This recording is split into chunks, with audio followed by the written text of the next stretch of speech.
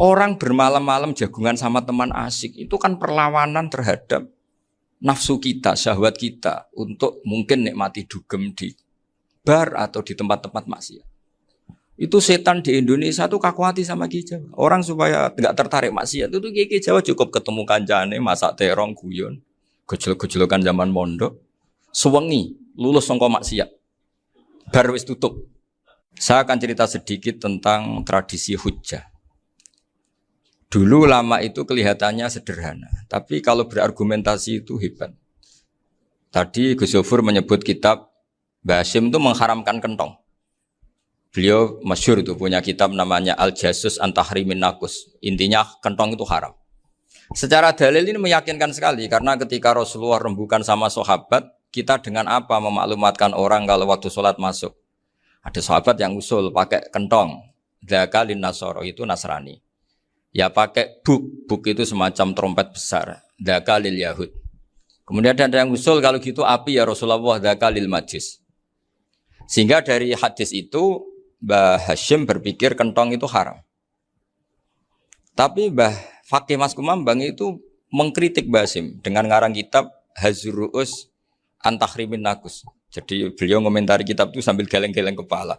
Kitab kok keliru nganti ngono itu. Jadi cara pikirannya siapa Ki Fakih. Kentong di Indonesia itu kanggo wedhus dicolong gitu.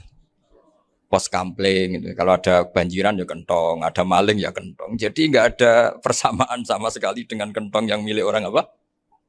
Nasrani. Sehingga di pondok saya itu ada kentong tapi jelek sekali. Karena itu satu-satunya cara supaya beda dengan kentong yang di gereja. Kalau elek kan mirip kentong di pos kampling. Itu ya agak-agak ilmiah sedikit. Dulu ceritanya Gus Yofur itu saya teruskan. Itu singkat cerita, itu kalau yang di kejadian di Termas itu Mbah Dimyati sudah nyuruh semua kentong disembunyikan karena mau ada Mbah Hasyim. Cerita itu mukarrar di Kiai Fakih sama di Kiai Dimyati Termas. Setelah kentong dikumpulkan semua, Mbah Hasyim datang, senang, ngiranya Syekh Dimyati ini sependapat dengan beliau, yaitu sama-sama enggak ada kentong. Tapi setelah itu ada santri yang matur, Mbah Dim pun beres kentong pun kula delikno sedanten. Itu di depan Mbah Hasyim. Jadi GR-nya Mbah Hasyim bahwa Mbah Dim itu sependapat akhirnya hilang. Ternyata ini akal-akalan toh gitu. Karena santrinya matur, Mbah Dim pun beres sedanten kentong beduk sudah disingkirkan. Itu di depan Mbah Hasyim. Saking lugunya santri, nah saking ikhlasnya agak ngerti mahalus syahid ini adalah Mbah Hasyim. Saya mau meneruskan cerita Gus Yofur. Dulu Mbah Mun ngaji di Lirboyo, tapi Kiai Makhrus ngaji sama Kiai Khalil Harun. Kiai Khalil Harun itu adik juga sekaligus muridnya Mbah Umar Harun. Mbah Umar Harun itu generasi kedua setelah Mbah Ghazali. Beliau menantunya Mbah Ghazali, tapi ya sudah ponaan. Sehingga tradisi ini penting karena saya berkali-kali bilang di mana-mana. Status orang tua dan mbah itu adalah terserah anak cucunya. Bukan terserah mbahnya, tapi terserah anak cucunya. Saya tidak akan bosan mengingatkan ini. Saya pernah di makamnya Nabi Yakub, itu ya dikemuli bendera Israel. Di makamnya Nabi Dawud. Nabi Ibrahim juga dekat sinagog. Sehingga Quran membela Nabi Ibrahim disebut maka anak Ibrahimu Yahudi wala Nasrani. Karena ketika beliau berposisi di Israel, kemudian penguasanya adalah Yahudi, bisa saja makam ini ditulisi dan distatuskan ala Yahudi. Ya seperti Nabi Yakub. Nabi Yakub itu nabi yang kita yakin tentu berkeyakinan beliau orang baik, orang muslim, orang mukmin, tapi karena di desain mereka ya dikemuli bendera Israel. Dan disebut Abul Yahud. Karena kita tahu nama lain dari anaknya Nabi Yakub adalah Yahuda bin Yakub bin Ishak bin Ibrahim. Sehingga perasaannya orang Yahudi menjadi Yahudi itu yang ngikuti mbah-mbahnya. Nah khawatir saya ketika buyut-buyut kita kaya. Buyut saya itu orang kaya dulu, namanya Badur Rahman. Itu kaya sekali, tanahnya banyak. Dulu cerita Mbah Hasyim ya kaya sekali. Mbah Maksum juga kaya. Mbah Abdul Aziz juga kaya. Karena dulu itu inginnya kiai itu yo ketok sugih lah, gak ngel-ngelo santri. Tapi nanti kalau cucu-cucunya sudah ndak alim, itu ndak dianggap punya tanah itu karena untuk fasilitas santri. Aku tak kedonyan, mbah-mbahku ya kedonyan. Buktinya tanah yombo. Karena dia akan menafsiri sesuai cara berpikir. Makanya sanad keilmuan yang diceritakan Gus Zofir itu harus diulang-ulang. Kalau nggak diulang-ulang, maka kita akan berpikir sendiri untuk menafsirkan masyayikhon al-kiram atau ajdadan al-kiram. Nah, ini yang bahaya, yang sering Quran mengingatkan. Jadi ada status yang disematkan oleh anak cucu, kayak orang Yahuda tadi. Yahuda bin Yakub bin Ishak bin Ibrahim. Itu menstatuskan mbah-mbahnya yang bernama Ibrahim itu Yahudi. Sampai Quran sendiri yang bela makana Ibrahimu Yahudi wala Nasrani. Karena secara geografis sekarang Ibrahim di Israel dan otoritas itu juga milik mereka, sehingga mereka bisa masang-masang atribut yang menunjukkan kalau itu Yahudi.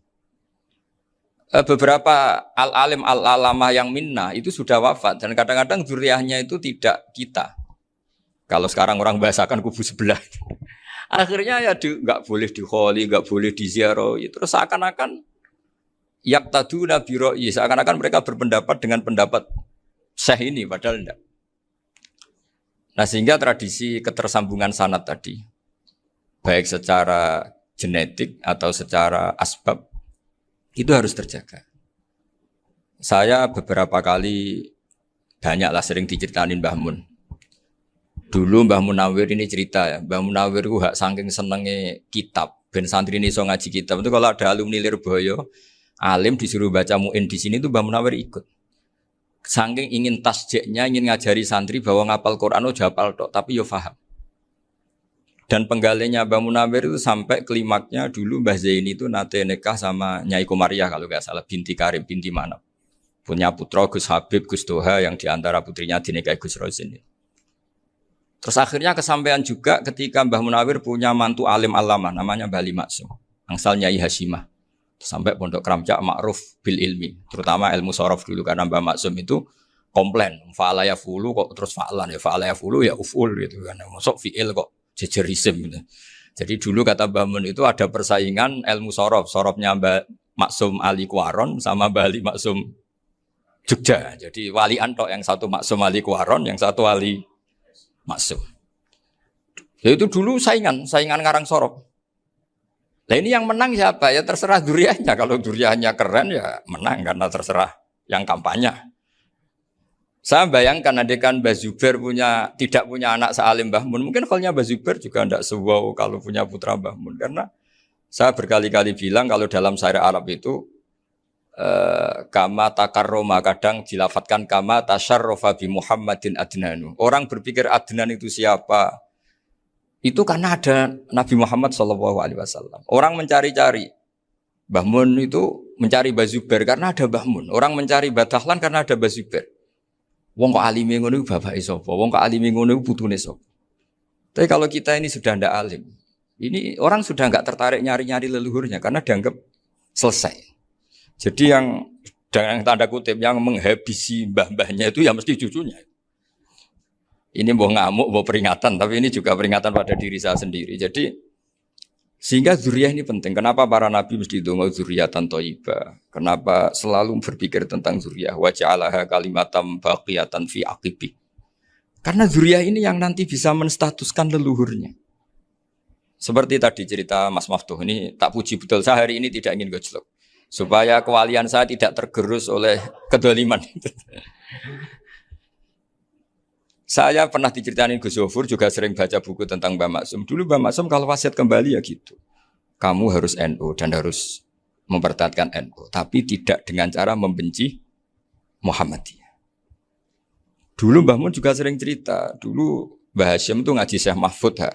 Nah, Mbah Ahmad Dahlan dulu namanya Darwis sering ngaji sama Syekh Khotib Minangkabau. Zaman itu Syekh Khotib sudah modern, sudah ikut gerakan Abdu, gerakan Almanar. Sehingga bawaannya Mbah Ahmad Dahlan ini agak agresif. Yang Mbah Hasyim karena hanya mulazim di Syekh Mahfud, hanya sesekali ngaji Syekh Khotib, beliau lebih seperti itu. Dan dua beliau ini sama-sama pernah ngaji Mbah Soleh Darat di Semarang. Mbah Hasyim sama Mbah Ahmad Dahlan yang dulu namanya Darwis. Jadi ini masih min minuskatin wahidah mimam bain wahid. Sehingga kita tidak kaget ketika Mbah Ali Maksum mengomentari Muhammadiyah itu masih ahli sunnah wal jamaah. Makanya nanti terakhir saya baca kitabnya Mbah Ali dan sering saya pelajari. Andai kan kita ini sepakat dengan ilmu, ya kita tahulah Kalau Abu Hanifah itu tidak kunut, Imam Syafi'i kunut. Berarti kunut itu mazhabnya Abu Hanifah, bukan mazhabnya Mbah Ahmad Dahlan. Apa ndak kunut itu mazhabnya Abu Hanifah, bukan mazhabnya Mbah Ahmad Dahlan. Kita kunut itu mazhabnya Imam Syafi'i, bukan mazhabnya Mbah Hasyim. Ini semuanya masih dalam bingkai ilmu. Adzan qobla subhi juga riwayatnya jelas. Tidak adzan ya sudah perilaku kita sudah jelas. Dulu Mbah Mun sering didik kita gitu. Saya sering dengar cerita kalau dulu Pak Arif Fakhruddin begitu hormat sama Mbah Ali, apalagi zuriyahnya Mbah Azhar Basir, karena beliau dulu do ngaji di Termas. Dulu itu enggak ada masalah karena semuanya dianalisis pakai ilmu. Tapi sekarang pakai identitas, yang kunut itu NU, yang enggak kunut Muhammadiyah. Berarti Abu Hanifah itu Muhammadiyah, Imam Syafi'i itu NU. Berarti Imam Syafi'i itu ya anak buahnya Ki Miftahul Ahyar kira-kira gitu karena anak buahnya Pak Said Akil. Kan terus jadi repot. Dulu kita ini pengagum ilmu, bukan pengagum perbedaan. Sehingga di sini yang saya kagum dari sekian ceritanya Mbah Ali Maksum, supaya kitab ini to the point, supaya nggak lama-lama karena waktunya juga. Nanti kalau kemalaman ini kena semprit ini sudah. Ini diantara yang diceritakan Bali itu unik. Imam Syafi'i itu sering tawassul, sering wasilah sama siapa itu? Abu Hanifah. Ini sudah tak petakan, saya baca yang sensitif lah. So, yang ini ya. Ziyar al-Babus Samin, terus sebentar ini yang bab tawassul.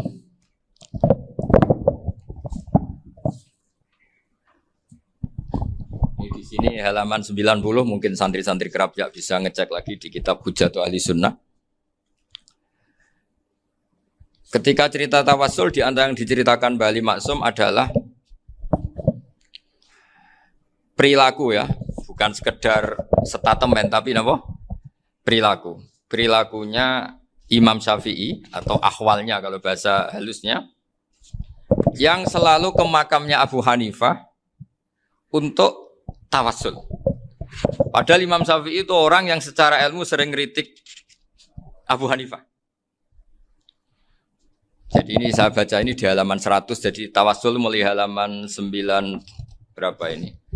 Sampai halaman ini yang Qala sami'tu Syafi'iyya yaqul inni la atabarraku bi Abi Hanifah wa aji'u ila qabri fi kulli yaumin za'iran.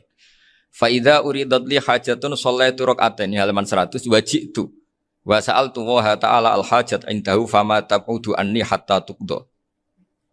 Kanal Imam Syafi'i ayyama huwa bi Baghdad yatawassalu bil Imam Abi Hanifah yaji'u ila dorihi fayusallimu alaihi wa yatawassalu ila Allah bihi fi qada'i hajati. Terus wa yatawassalu Imam Ahmad bi Imamin Syafi'i. Jadi di antara yang diceritakan Mbah Ali Maksum itu betapa Imam Syafi'i yang terkenal sering mengkritik Abu Hanifah dalam tatanan fikih karena beliau tidak percaya ada istihsan. Abu Hanifah berpendapat adanya istihsan dan kita tahu lah ikhtilafu Syafi'i wa Abu Hanifah itu besar sekali. Tapi beliau itu tahu Abu Hanifah itu orang yang sangat soleh. Abu Hanifah itu kalau ketemu sama orang yang utang beliau itu yang lari bukan yang utang Abu Hanifah, karena takut orangnya itu izin. Jadi kalau ketemu yang utang di jalan itu yang sembunyi itu Abu Hanifah. Kenapa engkau sembunyi? Ada yang utang saya lewat, nanti orangnya malu. Jadi setingkat Robi'ah Adawiyah itu beliau di rumah ada maling itu sembunyi. Ditanya kenapa engkau sembunyi? Malu, gak ada yang dimaling. Malu sama malingnya karena serumah itu gak ada barang yang layak dicolong gitu. Itu Robi'ah dia sembunyi. Itu yang bisa niru itu Abu Hanifah. Jadi wali-wali besar ini ternyata saling menghormati dan saling tawassul. Nah saya berharap tawassul ini bukan sekedar perilaku sosial, tapi memang ada sanadnya. Sehingga terus diceritakan Bali di sini dulu istaqa Umar bil Abbas.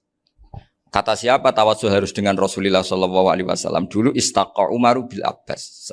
Sayyidina Umar itu tawassul istisqa dengan Sayyid Abbas. Padahal kita tahu Sayyid Abbas ini tidak nabi.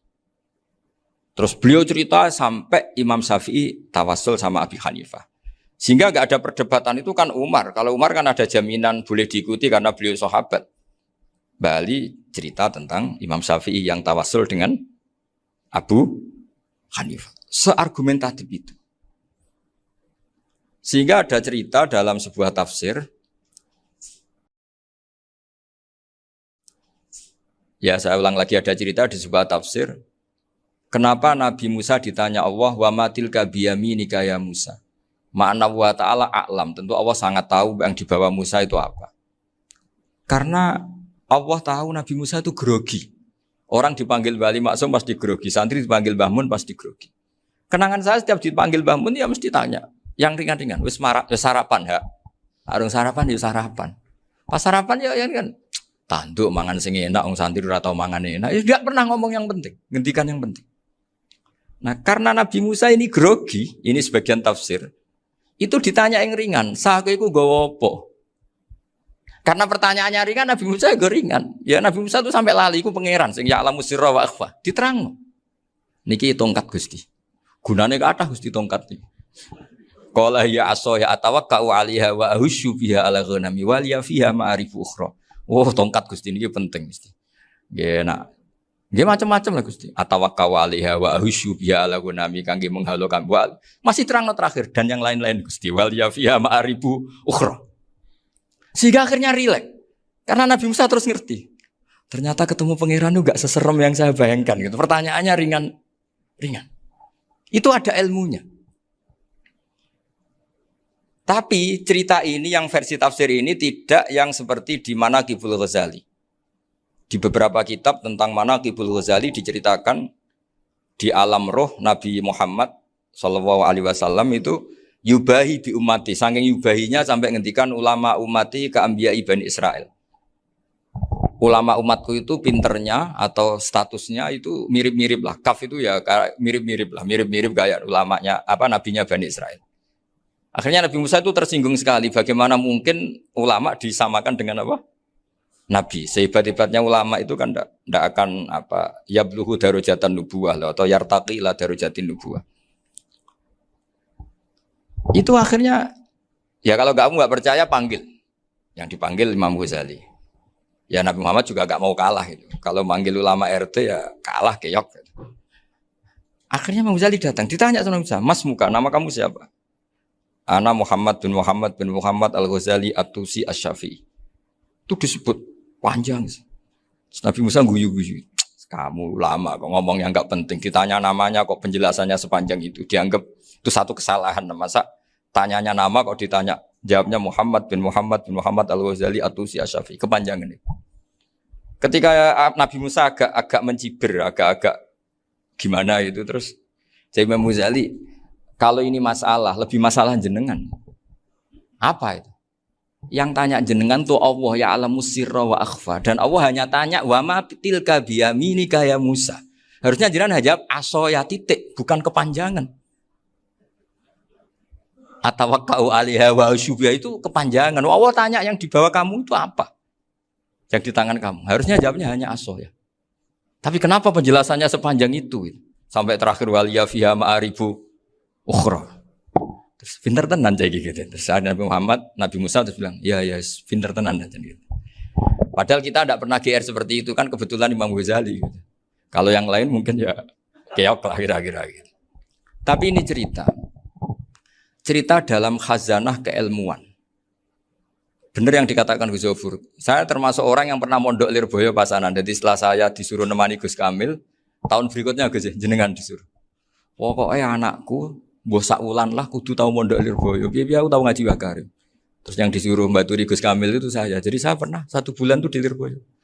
Karena saya ini santri beling ya, kontraknya pokoknya penting ziarah Bakarim. Biasanya nggak pernah ngaji. Pokoknya gerbar ngisa. Ziarah ya sudah. Ngaji subuh ingat saya sama Gus Imam.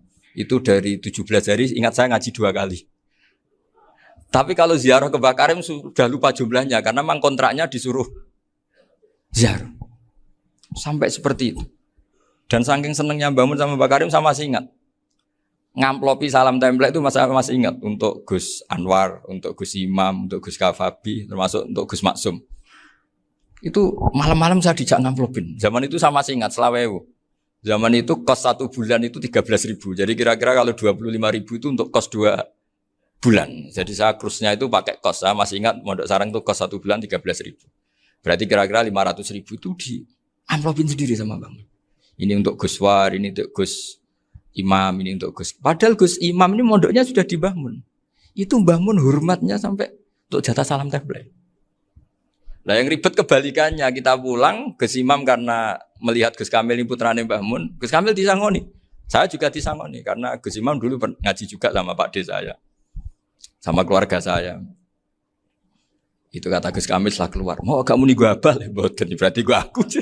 Karena ini penting, ini kalau sampai dianggap tukar guling, ribet deh.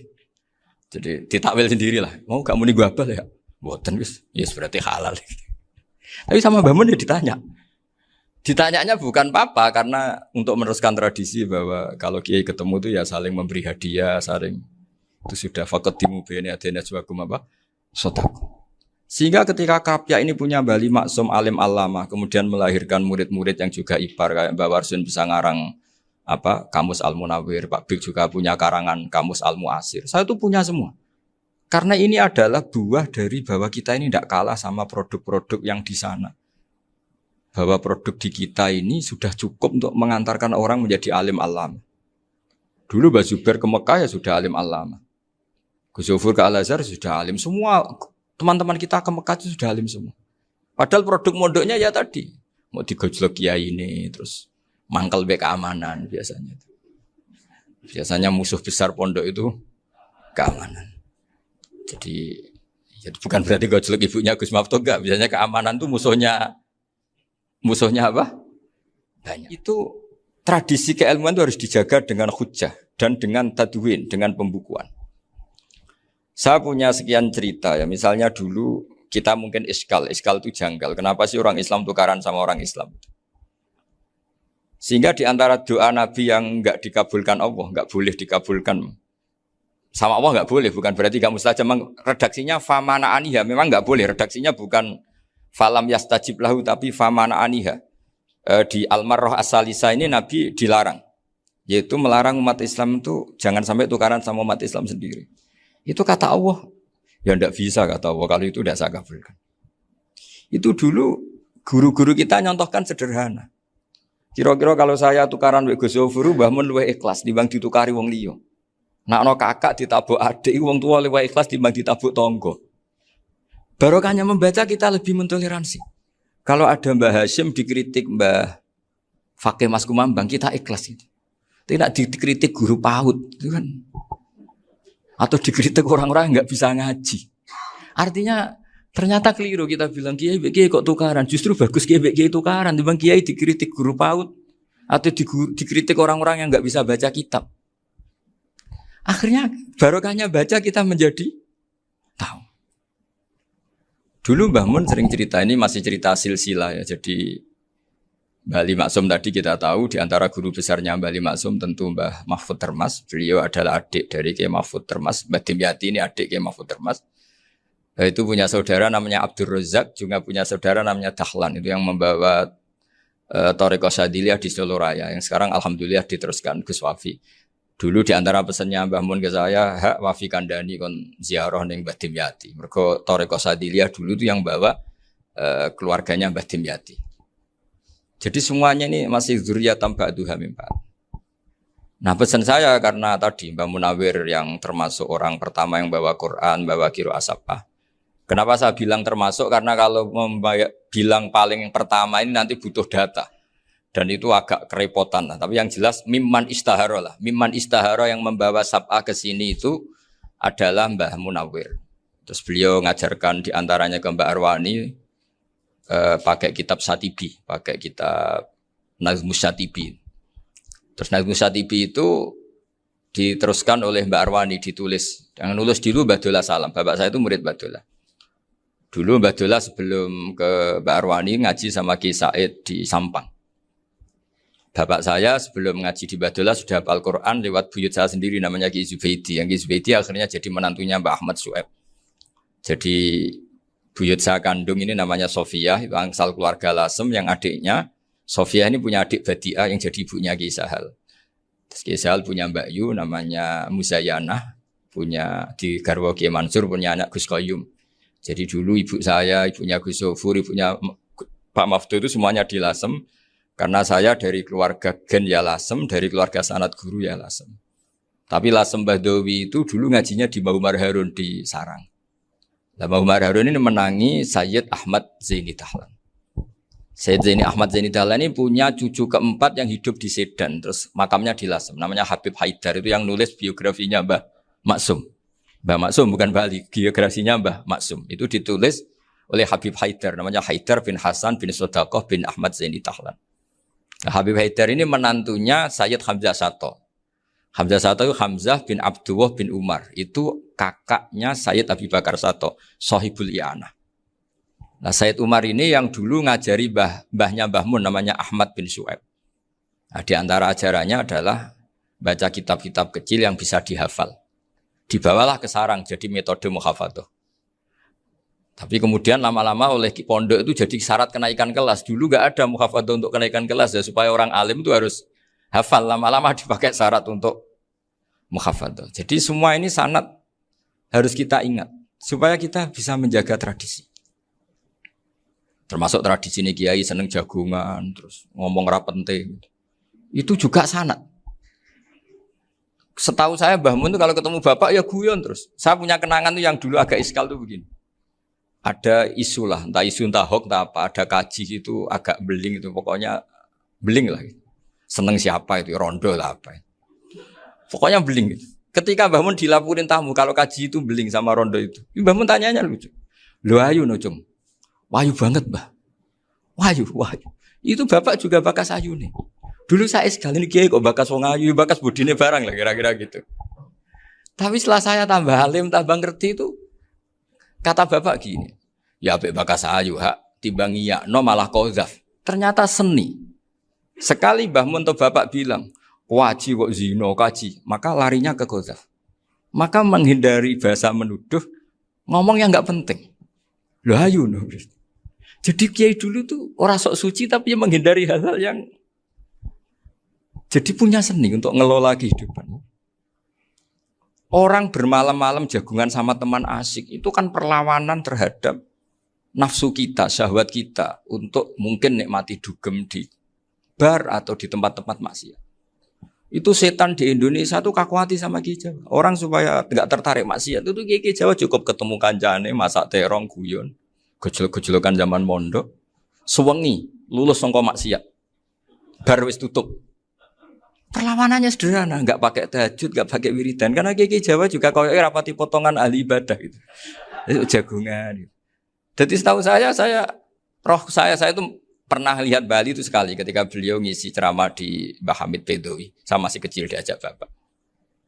Dulu kalau bapak ngelihat Bali sama Mbah Hamid itu mesti nangis. Karena dua orang alim bertemu. Yang akhirnya ya bisanan itu. Mbah Hamid punya anak Gus Nasih, di sini ada Mbah Nafisa, terus jadi Mbak Salih Hindun itu. Jadi dulu tuh ya guyon terus ketika ketemu. Itu yang sering bodoni Mbah Hamid itu ya Ki Bisri. Ki Bisri itu kalau datang ke Ki Hamid Pasuruan, nak wali tenan aku teko ditatakno mangan. Jadi ukurannya ya. Ternyata sampai sana dikei mangan tenan. Masih belum mengakui, kan nak wali tenan aku iki kiai rung di mobil, dongakno aku di mobil. Sudah kalah satu seri itu masih gak terima. Lalu itu Mbah Hamid akhirnya berdoa, ayo monggo, mungkin-mungkin Ki Bisri gak ada mobil. Itu setelah didoain masih tanya, mereknya apa merek? Jadi itu Mbah Hamid jawab, yo paling Holden itu, paling Holden. Itu nyari mobil itu ya adalah dapatnya Holden. Suatu saat Mbah Bisri diundang Mbah Hamid gak dikasih bisar, karena utangnya sudah banyak Mbah Hamid. Mbah Bisri ini utang doa tadi. Itu ya gak dikasih besar ya gak mau kesang apa-apa kelambimu kayak aku. Didol sama muhibbinya Mbah Hamid. Itu harganya melebihi jatah bisaroh. Ketemu Mbah Hamid. Kang, susuke Kang mergo. Jadi dulu itu rileks, makanya ini yang diceritakan ke Zofur. Sebetulnya kalau kiai-kiai itu bersanad itu ya rileks, hidupnya itu rileks. Karena rileks ini perlawanan terhadap kemungkaran. Saya dulu musyawarah sering sama Gus Zofur usul fikih. Itu jelas di antara yang ditulis Lubil Usul itu. Ya kita tahu tadi misalnya sanad usul fikih, Mbah Ber itu sangat al-usuli Kiai Zubair Dahlan, abahnya Mbah Mun. Punya murid di antaranya Kiai Sahal. Kiai Sahal punya karangan Thariqatul Husul fi Syarhi Lubil Usul. Itu Thariqatul Khusyul itu beliau ngendikan dalam mukaddimah bahwa saya bisa mensarai ini berdasar ngaji maknani sama Mbah Zubair. Terus beliau mengutip sarah itu dari kitab Nailul Ma'mul. Beliau ngendikan binus khotin khotiyah ghairi matbu'ah. Dan itu ditemukan di Kiai Mansur di Lasem. Karena Kiai Mansur iparnya Mbah Sahal. Mansur bin Khalil itu diantara katibnya Syekh Mahfud. Jadi semuanya ini sambung. Mbah Ber, saking ahli usul fikihnya, kalau ngajar usul fikih itu kalau guyon takriran saya ini lebih memahamkan ketimbang sarah. Ya sudah, terus Mbah Zubair, Kiai Fakih, terus Syekh Mahfud. Di sini Syekh Mahfud termasuk orang yang dekat Mbah Munawir sampai putrane Mbah Mahfud namanya Gus Muhammad dibawa Mbah Munawir, kemudian mondok di Termas diantaranya, terus dinikah jadi menantunya kalau nggak salah Haji Taslim di Betengan, kemudian sekarang juriannya Mbah Mahfud di Betengan. Ini nggak boleh hilang secara seperti itu. Diantara di usul fikih diterangkan ketika diantara 5 hukum itu ada yang bernama mubah. Mubah itu boleh dilakukan, boleh ditinggalkan, dan kalau dilakukan ya tidak berpahala, tidak disiksa. Itu ada ulama yang protes. Protes nggak bisa seperti itu. Ithma min mubahin illa wa tahaqqaqu bihi tarku haramimma. Fa'il zamu minas sukun tarkul qatli wa minas sukut tarkul qadaf. Tidak bisa, mubah itu tidak ada. Kalau kiai jagungan semalaman, itu Allah ngitungnya itu hada taroka dugem, wahada taroka delok dangdut, wahada taroka kada wakada. Oh, itu luar biasa. Dan kita ngikuti yang seperti itu saja. Gak usah tahajud, gak usah witir telulas, kaya ora kuat timbang gremeng. Sewengi jagungan, setan ngenteni kita tergoda maksiat, ternyata maksiatnya sampai tutup, kiainya masih apa? Jagungan. Jadi jagungan saja ada ilmunya bahwa itu perlawanan terhadap tarkul ma'asi. Sehingga bagaimana Anda katakan mubah ini mubah, toh gunanya adalah tarkul haram. Meskipun efek mubah juga bisa tarkul wajib, wae bojo blonjo turu. Karena wae ngrumat ibuke turu. Itu halal wajib. Jadi mubah itu resikonya ya bisa tarkul wajib, bisa tarkul haram. Sehingga kalau sanad ini terjaga secara baik, secara kultur, saya sering juga sakuan sama Gus Yofur, itu mesti tak niati gitu. Jagungan wong alim kuwi ibadah dan menikmati ibadah adalah dabul auliya wa dabul ulama. Kata Imam Ghazali, pada akhirnya waqud buhadatin al-istilzat bil mubahat. Kata Imam Ghazali, pada akhirnya qudbu hadaddin, madaru hadaddin, pokok dari agama ini adalah melawan kemaksiatan dengan kita menikmati al-istidzat bimubah. Kita menikmati sesuatu yang dibolehkan Allah Subhanahu wa taala. Dan seperti ini itu bisa qasmu dhuhri syaitan, bisa menghancurkan punggungnya setan. Karena kalau melawan setan dengan ibadah ini kadang kita capek selain isra potongan. Tapi nak kangkang ning komplek H gitu jagungan mbek kancane, ngenang melarate, mbok ngenang ora sekolah ramunggah, kenangan sing ramunggah diarani istiqomah. Gitu kan. Diarani tulus zaman, kok sing munggah dianggap kesusu. Saya ini punya pondok Quran, kalau ada yang hafal 3 tahun mesti digojlok kancane. Gak apik kesusu itu. Kesusu itu mesti tidak barokah karena tergesa-gesa apa? Hatam. Sehingga yang enggak hatam-hatam itu kayak partai mayoritas. Ini yang partai tulis zaman katanya. Ahli sobri katanya. Akhirnya di pondok gara-gara itu mau guyon tapi enggak ada stigmasi yang enggak naik. Di Pondok Sarang itu saya punya teman itu banyak yang sekelas dengan saya, sekelas sama Gus Kamil, akhirnya sekelas dengan Gus Zofur. Padahal saya ini kakak kelas. Saya temannya, Gus Kamil temannya Gus Zofur. Ini anak ini nggak pernah naik, itu nggak dicibir di pondok. Karena guyonan tadi, guyonan bahwa ini bagian dari bentuk apa? Istiqomah. Nanti yang goblok juga tenang. Karena kiainya cerita, kadang santri goblok ya barokah. Di sini pondok akeh santri ora tau sinau ning omah dadi kiai gede. Selalu kiainya tuh cerita seperti itu. Akhirnya sing goblok ya bangga dengan kegoblokannya. Iya, jadi kiai itu orang yang meskipun guyon ini barokahnya Masya Allah. Dan setahu saya kiai-kiai alim itu ya senengannya guyon karena tadi guyon itu luar biasa. Bapak saya itu kalau pesan sama saya itu enak ngaji ya guyon nice. Wong ning omah mikir utang, mikir wedi bojo macam-macam kok ngaji mbok jak nangis pisan, nangis ping pindho katanya. Sudah jak guyon ae. Paling gak lali. Dan beliau punya dalil kul bi fadlillah bi rahmati fa bidzalika falyafrah. Jadi jangan sampai orang ini farah bil maksiyat, jangan sampai orang itu. Dan ini yang saya kenang dari sekian cerita murid Bali. Mbah Ali Maksum ya senangane guyon. Gejol-gejolkan mbek santri guyon. Ini saya maklumatkan ke semua santri beliau bahwa ini bukan sekedar guyon, tapi al-istildad bil mubahat. Ini adalah perlawanan terhadap setan karena banyak orang bisa senang tuh kalau nunggu maksiat. Ini bisa senang dengan sesuatu yang tidak maksiat. Itu kayak apa hebatnya?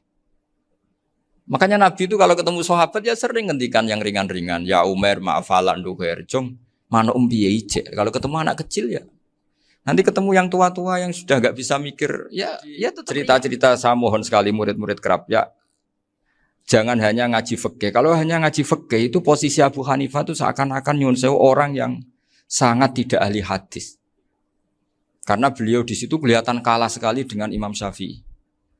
Apalagi di perdebatannya Muhammad bin Hasan Asy-Syaibani dengan Imam Syafi'i itu kelihatan sekali betapa Abu Hanifah itu orang yang nyun sewu ditinggalkan dalam ilmu hadis. Sampai beliau hanya dapat gelar min ulama ahli ra'yi, termasuk ulama yang kuat logikanya. Juga harus baca kitab-kitab seperti ini. Ternyata di balik Imam Syafi'i mukhalif pada beliau di bab-bab fikih, perilakunya sangat hormat. Sampai beliau tuh kalau tawassul ke kuburannya Abu Hanifah. Dan beliau ngendikan an-nasu fil fiqhi iyalun ala Abu Hanifah. Semua orang yang ahli fikih itu masih anak buahnya Abu Hanifah. Saya berkali-kali cerita, mazhab Syafi'i itu alatut tadhir hanya dua, yaitu al-ma' wa turab. Abu Hanifah nambahi wanar. Alasannya Abu Hanifah, orang mukmin yang dosanya banyak itu dibakar di neraka. Dan alasannya Allah litadhirihim, untuk mensucikan mereka. Sehingga pikirannya Abu Hanifah, an-nar itu min alatit tadhir. Apa yang terjadi ketika bata itu batu bata yang dibakar, di situ campur teletong, campur apa-apa. Itu kalau sudah mazhab Abu Hanifah selesai, sudah suci. Karena sudah ngelewatin pembakaran. Meskipun kita tidak akan kalau kehilangan air terus wudu dengan api, bisa bunyak semua itu. Tapi apapun itu menjadi solusi. Sehingga saya punya kitab namanya Ikhtilafu Malik, Ikhtilafu Malik wa Abu Hanifah atau Ikhtilafu Syafi'i ma Abu Hanifah. Itu kelihatan sekali kalau Abu Hanifah itu nyuruh posisinya kalah. Karena yang ngarang orang-orang Syafi'i. Tapi kalau melihat kitab-kitab kewalian, misalnya di kitab Mizan Kubro ini juga sering disebut kisah itu Mbah Ali Maksum tentang Imam Sa'roni. Berkali-kali beliau mengutip Mizan Kubro. Itu Abu Hanifah adalah orang yang sangat mukasyafah. Artinya ketika Nabi cerita air wudu itu menjatuhkan dosa, tidak ada air wudu yang jatuh ke kamu kecuali saat itu juga dosa kamu jatuh. Itu beliau datang ke Madharota Kufah. Kemudian beliau bilang sama si orang tua tadi, tub anizina. Orangnya terus bilang, atubu minazina. Ada lagi pemuda datang dibilangin, tub an ukuki walideka. Terus bilang, tub tu an ukuki walidaya. Sampai yang terakhir ada tub an simai alatilahwi atau an samai alatilahwi. Terus tub tu an samai. Ketika orang itu ditanya, kenapa engkau begitu tahu dosanya apa? Saya tahu air wudhu ini menjatuhkan apa? Jadi kira-kira kalau zina mungkin ya batang babi lah. Kalau hanya sekedar melihat bak-bak mungkin ya curut atau tikus lah kira-kira gitu. Nah dulu sediluk ya mungkin ya tikusnya cilik gitu. Nah dulu suwi ya tikus werok itu atau apalah. Pokoknya beliau itu tahu. Tapi anehnya Abu Hanifah apa? Setelah itu dia nangis minta mukasafahnya ditutup. Ya Allah saya ini mukasafah kok malah menjadi tahu sawatil mukmin. Padahal aturan syariat jenengan man satara musliman satarahu bahwa enggak baik melihat jeleknya orang mukmin. Minta ditutup. Makanya saya ini bangga ada mukasafah. Makom yang kita sampai sekarang tuh makom setelah Abu Hanifah mukasafah.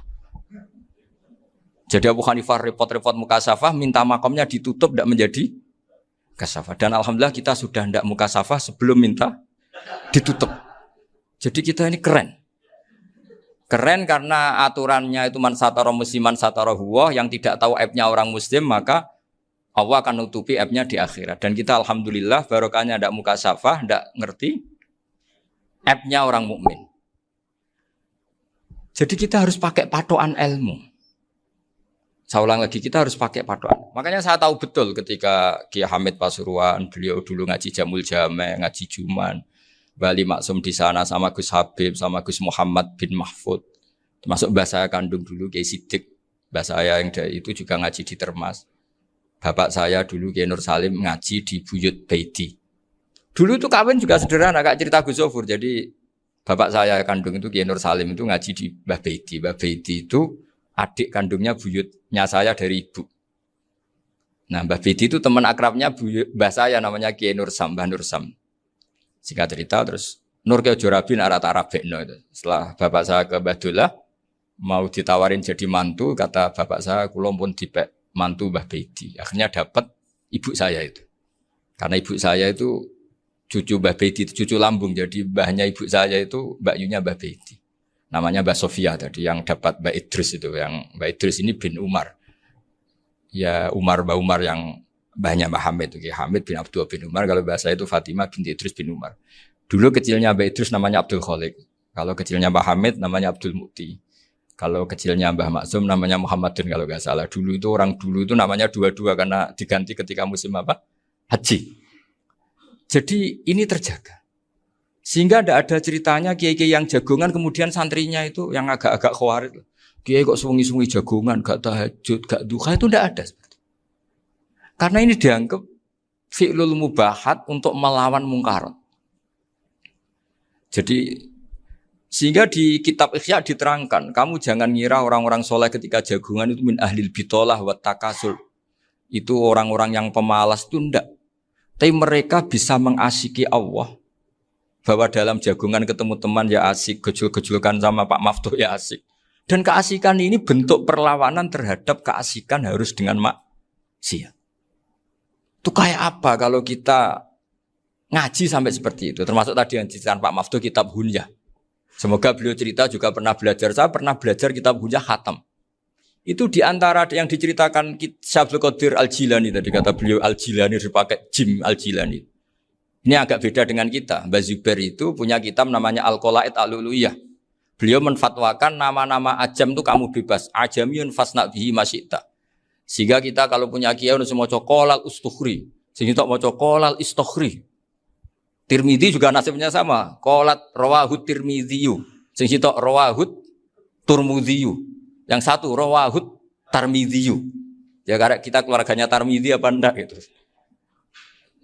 Makanya kata Mbah Mun sama masih ingat. Kata cerita Gus Zofur tadi, adabnya Gus Zofur itu cerita tentang keluarga ibunya. Padahal keluarga ibunya juga orang-orang soleh yang luar biasa. Itu kata Mbah Mun, kowe roh jenenge Imam Bukhari tahu ya. Jenenge sapa? Saya nyebut Muhammad bin Ismail bin Ibrahim bin Mughirah bin Bardasbah. Lah iya Bardasbah mbok waca Bardisbah yo. Lah cara kene mbok Parmin mbok Parlan.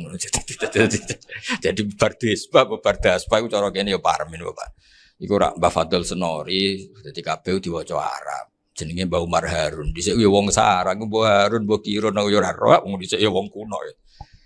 Jadi kalau versi Mbah Fadl, termasuk yang pertama bikin nasab Mbah Maksum itu tulisannya Mbah Fadl yang dikutip Habib Haidar tadi. Ya saya seperti Gus Zofur juga mencari-cari hubungan ulama-ulama di Jawa. Itu Mbah Mun itu kalau bicara mbahku ono sing jenenge Kiai Serut. Kalau ditulisannya Mbah Fadl itu Sarof. Jadi Mbah Fadl itu fanatik orang-orang alim itu ditulis Arab, kalau Mbah Mun itu Jawa. Dulu tuh ada wali seto di daerah saya. Dulu orang ya janggal, ternyata ada sato itu, kesamaan di Arabnya itu sato. Sehingga kiai-kiai itu ada fanatik Tirmidzi, Turmudi, Tarmidi, Jilani, Jailani karena ajamiyun fasna bihi masyita. Jadi kalau nama-nama ajam monggo lah baca sekenanya sementing. Cuma mungkin tahqiqnya benar Pak Maftuh tadi. Memang di Mu'jamul Buldan itu Al-Jilani Bikasri Jim ya sudah kita baca Al-Jilani. Sebab itu kayak Pondok Pelosok Lirboyo itu menurut saya bagus. Orang itu maknani betul sama gurunya. Kalau sarang enggak. Kalau Pondok Lirboyo, pondok yang tadi ternyata keluarga Mbah Munawir sini pernah bisanan yaitu Mbah Zaini pernah nikah sama Nyai Komariah ya kalau enggak salah, punya putra Gus Habib ya, Pak Toha dan sebagainya. Itu betapa hubungan pondok Quran sama pondok kitab dulu itu enggak pernah terputus. Bapak saya setelah hafal Quran itu dulu ngaji Mbah Zubair. Jadi bapak saya sering ngutip mu'en apa. Padahal bapak saya itu terkenal tuh. Beliau cita-citanya itu saya ingin hafal Quran kayak hafal Fatihah. Beliau itu sampai 10-nya sekali. Karena beliau inginnya hafal Quran kayak hafal Fatihah. Termasuk murid terbaiknya Mbah Dullah bapak saya. Itu ya ngaji kitab. Sehingga kata Mbah Mun, jadi Mbah Munawir de mantu Bali Maksum. Itu ya sudah dipenggali. Jadi penggali dituruti pangeran. Lahirlah seorang Bali Maksum yang membawa. Jadi dulu itu ya Gus Muhammad yang ngaji di Termas, nanti Mbak Arwani sebelum ngaji di sini ngaji di Tebu Ireng. Sehingga Mbak Arwani bisa ngarang kitab. Beliau ngarang kitab tentang Sab'ah. Faidul Barokat namanya. Ya nulisnya ya fasih ya. Saya punya tulisan tangannya Mbak Arwani itu banyak. Saya juga punya tulisan tangannya Mbak Hasyim Asy'ari ketika nyurati buyut saya yang di Damaran itu pakai bahasa Arab. Jadi dulu itu Mbah Ali Maksum juga sama. Surat-suratannya dulu sama tokoh-tokoh Muhammadiyah ya bahasa Arab.